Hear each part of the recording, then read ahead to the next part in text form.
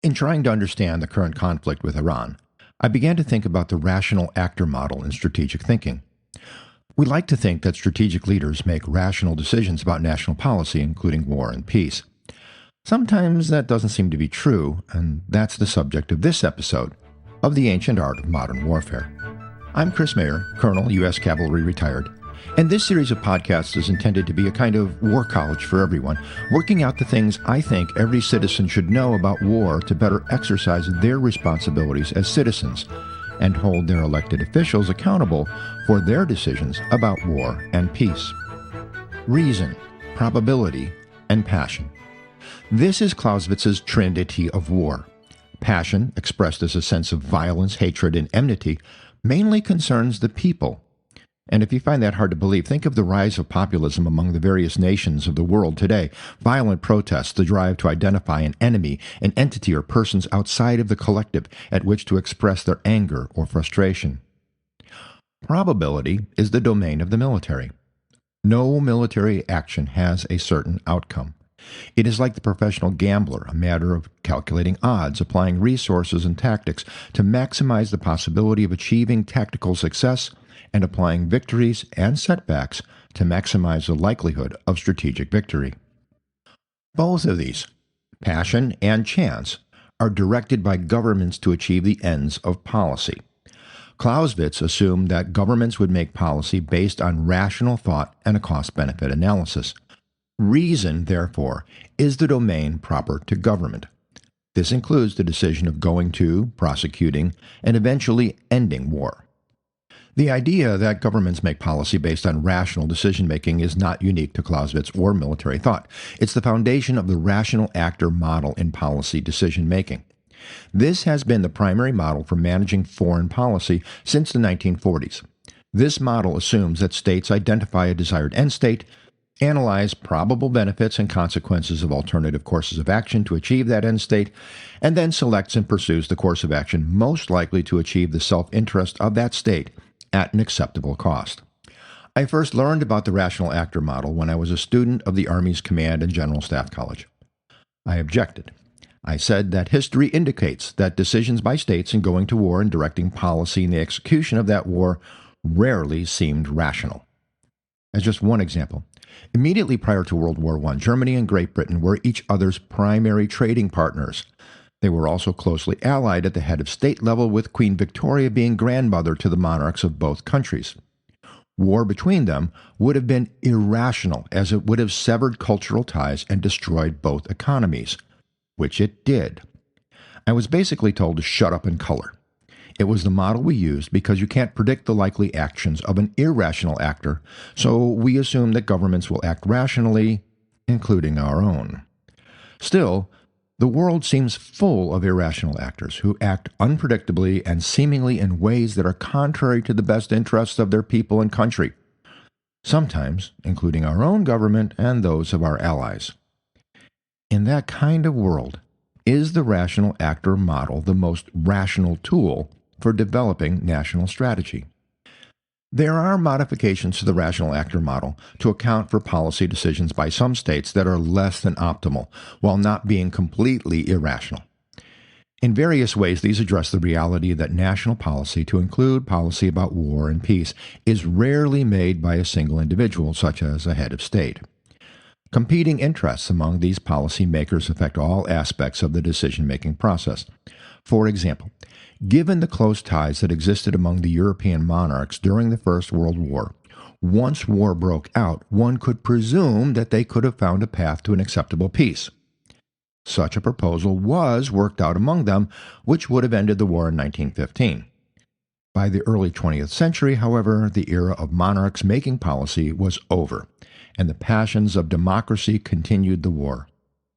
In the second European exercise in societal suicide, competing interests affecting rational decision-making could be seen in the disagreements among the Allies in the strategic war aims and the political infighting among the Nazi elites.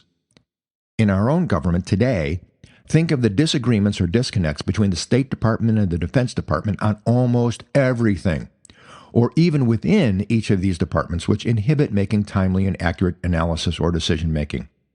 This illustrates Clausewitz's notion of friction, which I described in episode 97. Another impediment to rational decision-making is timely and accurate intelligence. 2 centuries ago, Clausewitz noted that this intelligence is usually incomplete and often contradictory, and the best we can hope for is that these contradictions cancel each other out. That situation hasn't changed since he wrote that, despite satellites, aerial reconnaissance, digital espionage, and don't even get me started on artificial intelligence. None of this, however, invalidates the rational actor model. Instead, these considerations mitigate the likelihood of a state choosing the best course of action at the proper time with the proper resources. In practice, it means, as Winston Churchill is said to have described the United States, of doing the right thing after all alternatives have been tried. The policy which emerges from these frictions may appear irrational, but it may really be the logical outcome of managing competing interests. What might invalidate the rational actor model is when, even considering bureaucracy, interagency, and inter-allied disagreements, national policy and war decisions seem self-destructive. It is the difference between not choosing the best policy and choosing an objectively bad policy. Now, at this point, I need to mention the madman theory. In this model, State A might propose to State B that the former will do something that seems excessive, detrimental to both parties, or even crazy. The idea being that if your opponent thinks that you are really willing to do something over the top that will cause great damage to both sides but will damage them more, then they might be willing to negotiate a solution that will avoid that irrational threat from becoming a reality. Now, there are problems with an otherwise rational actor using this model. First, as with any threat, the madman must be willing to carry out the threat, or something close to the threat in case the bluff is called. If he doesn't carry through, then the madman will lose all credibility in future negotiations. Of course, if he carries out the threat, he could lose legitimacy in the court of world opinion, and even by his own people. President Trump's threat to end Iranian civilization and destroy civilian infrastructure in Iran is an example of the madman strategy. The other problem is that if the opponent does take the threat seriously, it might choose to do something to preempt the irrational threat, something that may be apparently irrational itself, as the leaders of that state may think that they have nothing to lose. So I am not talking about the madman theory. Instead, I'm talking about a seemingly self-destructive policy or strategy that is actually implemented, often without warning or prior threat, or when an opponent responds to your action in a way that seems counterproductive to a rational assessment of what is good for that nation. In analyzing and preferably anticipating an apparently irrational act, the issue is that what might seem to be irrational could be very rational from the point of view of the allegedly irrational actor. Follow me on this one? Now, I'm not talking about truly crazy actors whose perception of objective reality is flawed, such as diktats from the Führer bunker in the last months of World War II. Instead, I mean the situation when the opponent is operating from a different ideological or moral basis than our own. An example here would be the Japanese military command wanting to continue the war even after the use of atomic bombs by the United States. Their ideology, and one that was shared by many Japanese civilians at that time, was that the destruction of the nation was preferable to surrender. We think of that as irrational, but it was the logical conclusion of their Bushido philosophy. Therefore, it could be that what we perceive as irrational is in fact logical, at least from their perspective. It could also be that what we perceive as irrational is in fact logical but built on a false, although genuinely believed premise. The problems with intelligence I mentioned earlier fits in with this. It follows then that before assuming irrationality, we should look at why that decision was made. A different and very troubling disconnect between a seemingly irrational act and a rational policy decision could be that the negative consequence of that policy might be the exact outcome desired by that opponent. This idea might include a religious motivation to bring about an Armageddon-type conflict or Götterdämmerung. Such beliefs exist and are held by some governments and heads of states in the world today. This is more difficult to address, figuratively holding a wolf by the ears, presenting the dilemma of choosing between the least bad of two or more bad options. The takeaway from this is that human beings are, with some exceptions, rational creatures. According to classical philosophy, It's our ability to reason which makes us different from other animals.